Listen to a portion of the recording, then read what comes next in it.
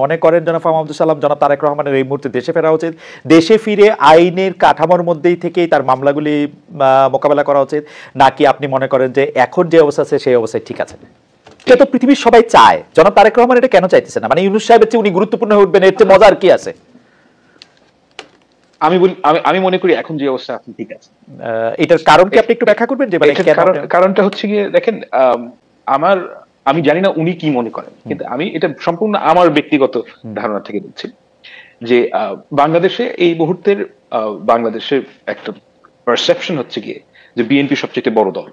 সত্য কি মিথ্যা আমি জানি না, কিন্তু এটা ওয়াইডলি অ্যাকসেপ্টেড। না, ওনার ব্যাপক জনপ্রিয়তা আছে বাংলাদেশের বিএনপির নেতাকর্মীদের মাঝে।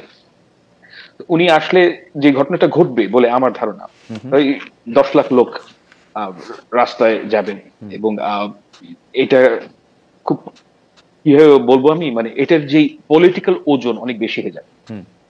তখন বাংলাদেশের যে সেন্টার অফ পাওয়ার এটা শিফট করবে এবং বিএনপির অনেক, আমি মনে করি যে দল হিসেবে বিএনপির এতে যে সমস্যাটা হবে যে বাংলাদেশে একটা টাসল তৈরি হবে। এটা বেটার হচ্ছে tussle between government and BNP. Yes, okay okay okay, জি। কারণ হচ্ছে কি, গভর্নমেন্ট মানে আমি শুধু ইউনূস সাহেবের কথা বলছি না, আমি বলছি যে গভর্নমেন্ট একটা বিশাল মেশিনারি। তখন ওটার মধ্যে তারেক সাহেব আসলে ওনার যে ওজন, পলিটিক্যাল ওয়েট বলছেন, সেই কারণে একটা টাসল তৈরি হবে।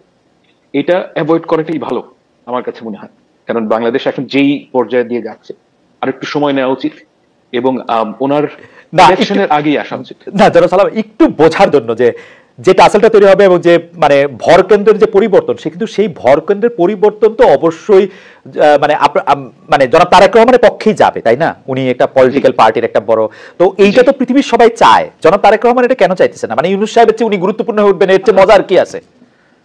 এটার অনেক, আমি আসলে ব্যাপারটা কি জানেন, আমি রেসিপি ফর ডিজাস্টার হচ্ছে গিয়ে কারোর কাছে অথরিটি নাই কিন্তু রেসপন্সিবিলিটি আছে। ওকে, কিন্তু ভাইস ভার্সা। হ্যাঁ, তো যার রেসপন্সিবিলিটি তারই অথরিটি থাকা উচিত।